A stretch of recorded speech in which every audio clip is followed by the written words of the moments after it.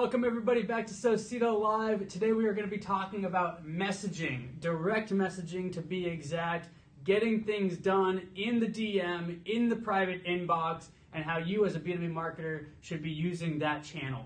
Today I've got Damien Fullerton with us today, our head of sales, and he's going to give you some insights into what you should be thinking about sending in those direct messages. But before we get there, let's just talk about DMing. I mean, on Twitter, we have seen automated DMs for such a long time now, probably 5 to 10 years. And I think there's a lot of mixed emotions about it, right? Some people are like, no way, don't like DMs, would never send an automated DM, you shouldn't do it. And then you've got lots of people that are seeing great success with it. So let me give you guys the facts. It's changing. And more you are going to see messaging and automated bot-driven messaging is the way that you are going to communicate with your customers. A couple statistics. In 2018, there is more active usage on messaging platforms than traditional social networks. So what do I mean by that? I mean that more people are in iMessage, are texting, are in Facebook Messenger, are in WhatsApp, are using DMs on Instagram and Twitter more than people are engaging in the newsfeed. So that means as a marketer, you better start thinking about how to use private messaging. And Damien, I mean, this isn't new, right? Like from a sales perspective, the one thing that I always know is that if you've got somebody's cell phone number and you're texting them or you're talking to them on WhatsApp, that's going to go further than email. Yeah, it's really surprising actually. The game has completely changed. And I've been in sales for 16 years, and 16 years ago it was a very, very different story. Before all the social media and, like you said, even like texting and things like that. So the game's definitely changing. So it's not surprising, right? I mean, email inbox are cluttered, the news feed is cluttered, but if you send somebody a text or a DM, the chances are they're going to read it. And what we see with our customers on Twitter DM, we see click-through rates on average between 20 and 10%, 10 and 20%. That's compared to 1 and 2% email click-through rate. So you're getting a 10x factor in engagement when you're using the DM. And if you think that you shouldn't be sending automated DMs, think again. The social networks want you to. Go to Facebook, go to Twitter, go to Instagram, and read through their developer policies about bots and AI. It's the future. It's what they want you doing. They want you to build out automated bot technology on these platforms because they know that's how brands and that's how apps are going to be communicating with their user base, and they want that happening on their messaging platforms. You're seeing it with Siri, you're seeing it with Google Home or Apple Pod, Google Home. You're seeing it with these new systems where it's all about dialogue and direct and private messaging.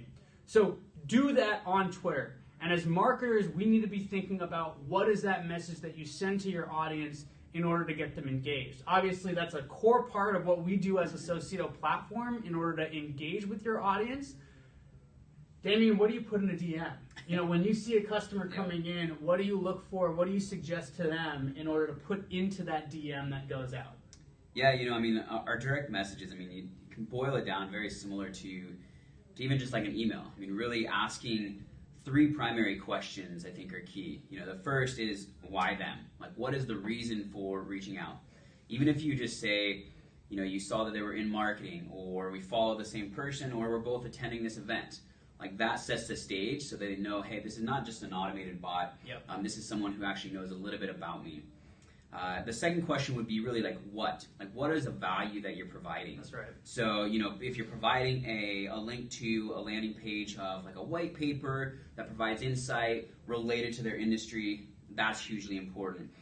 Or you're offering them, some swag or something from an event that you're attending, like that's key. So like, what is the value you're providing? And really the third question is how you want them to respond. And I think this is one of the most critical mistakes that I see is people a lot of times will throw in many different call to actions and just keep it to one call to action. One simple call to action I think is the most important thing. Just if you want them to respond to your message, then ask them a question and that's it. Don't include a link to your LinkedIn, a link to another page, and then a question, because it just gets all fumbled around there and people don't know how to respond. So they gloss over it, they ignore it, and they move on. One call to action. If you have a landing page you want to drive them to, say, go here, here's a link, and then don't ask the question. And so just picking that one call to action, I think, is the most important thing. So those are really the three primary questions that I tell everyone to really focus on when they're creating a direct message. I love that. Love that. So just to recap, so the first is be relevant. Mm-hmm. The second is know what value you're offering to them. And the third is to think about what's your call to action, what do you want them to do? Yep.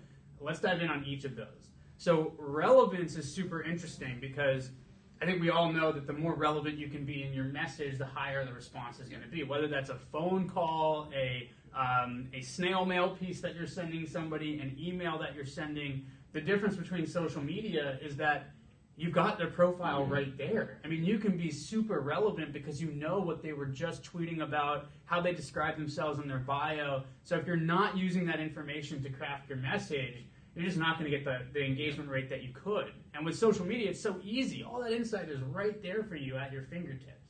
Yeah, absolutely. And so number two is this idea of, we talked about relevance and context. Number two is the value that you're providing. Yes. And I think this is something that people miss all the time.